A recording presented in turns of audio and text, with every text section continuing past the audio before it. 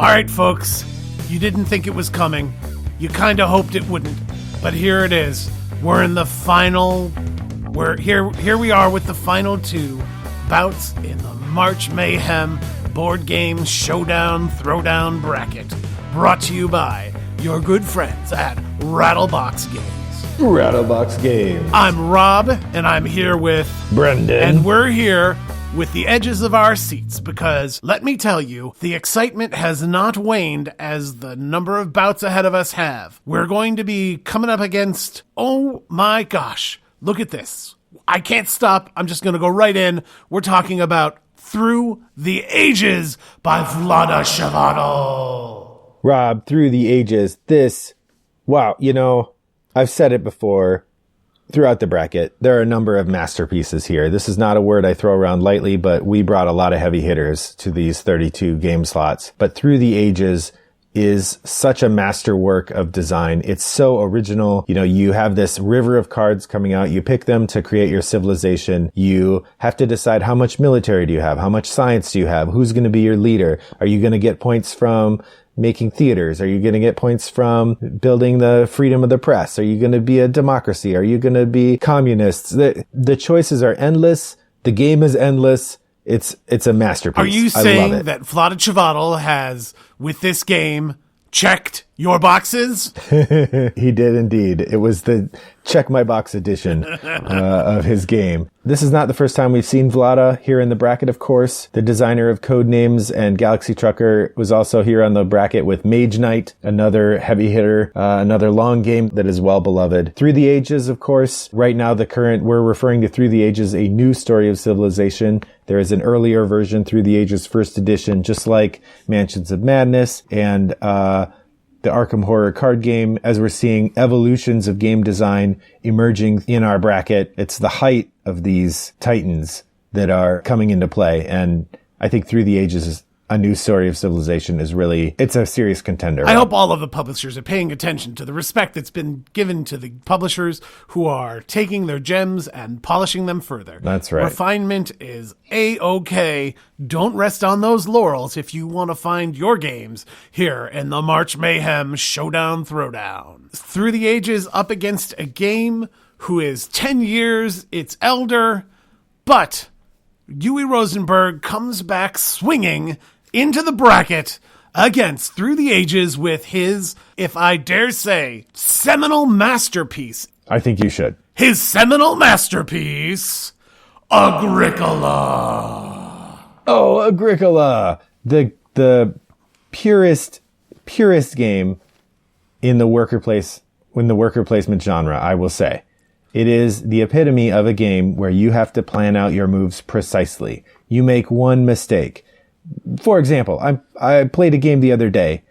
I had the perfect lineup of cards and choices, and I made a mistake. I forgot one of my cards needed one food. Just one food. One measly food. And I played it wrong, and I didn't get a child. And then because I didn't get a child, I was short a child. The rest of the game, it screwed over my whole game. Missing one food on one choice, forgetting one little thing. And that is the beauty of Agricola. It is one of the tightest worker placement games out there. If you don't have enough food or you don't have enough things, the game will just wreck you in the way that old Euro style games often did. No pity on this game that is sometimes called, by people who aren't as big a fans as I am, Misery Farm. Oh! I think that you can say that with respect, because whereas this game does force you to make some hard choices and punishes you, people keep coming back for more. Indeed they do. I love the company that I have when I play Agricola, and thus I love the Misery Farm that comes with it. There you go. Well, we're not going to find out who takes that epic Euro throwdown between Through the Ages and Agricola if no one goes over to @GameFightShow and votes for them. @GameFightShow. Get over there and vote. That's it. Now here, look. What do you see coming over the horizon? It's the final two games in the first round of the showdown bracket. Great Western Trail versus A Feast for Odin. I couldn't tell, Rob. One of those games looks like it's on a horse, the other one on a Viking longboat. They both look majestic. That they are. These games are both from 2016. One of them is by Alexander Pfister, that is Great Western Trail, and would you believe it, Yui Rosenberg comes back at us with Feast for Odin! Back again. Incredible. You know, we have had a number of matchups where the game seemed really different, and at first blush, these two games seem really different. Great Western Trail has a weird progression along the board. It has some deck building in it. It's a bit shorter. A Feast for Odin is one of these giant games full of tons of things. An action board with literally 60 choices on it. You've got tile laying. But the thing that both of these games represent, especially in 2016, is the height of bringing together refined mechanisms and sort of blending them together. You say, what if you had a game where you had a kind of rondel style progression and you had card deck building? Boom, you've got Great Western Trail. What if you had a game where you had careful tetramino tile placement and you have worker placement? Boom, A Feast for Odin. They're synthesizing multiple game mechanics. That they are. And, you know, both of these games are incredible, Rob.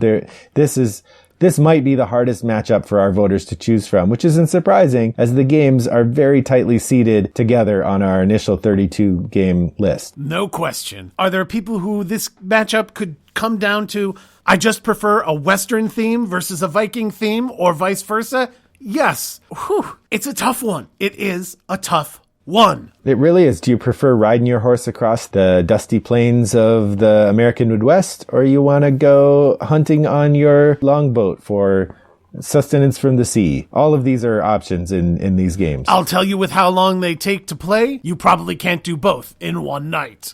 That's right. These are both full dinner games. Full dinner You might call them games. a feast. They are a feast for your mind. Yeah. Delicious. I think our friends over at Eggert Spiel and Z-Man Games are going to be excited to see who comes out and votes for these games and who comes out on top here in the March Mayhem Board Game Throwdown Showdown. The only way that they're going to get that answer is if my good friends listening to us today go over to Twitter at GameFight Show and vote, vote, vote. Go over to Twitter at GameFight Show and vote, vote, vote. Do what he said! Oh, what is that I hear? If I'm not wrong, that is the gong, and it's time to throw to Eleanor with the results from yesterday's showdowns. I'm here with your results. We wound up round one with two big bouts. Third seed Terraforming Mars rendered Mansions of Madness 2nd Edition habitable by defeating its 30th seed opponent. And 7th seed Twilight Struggle was able to rest after it defeated 26th seed Orleans to finish out the 16 bouts in the first round. As we look forward to a thrilling second round, let's hear it for the great games we said goodbye to here in the first. Back to you guys. Thank you, Eleanor, for letting us know how that all came down. Whew. Oh my. Yep. Oh, I'm tearing out my hair here. Well, when you put Terraforming Mars against Mansions of Madness and Twilight Struggle against Orleans, tears will be shed. Indeed. That's all for today. Don't forget to go and vote. Don't forget to come back and listen. Don't forget to be your best, do your best, and help your friends and strangers, my good people. Farewell. Brought to you by Rattlebox Games.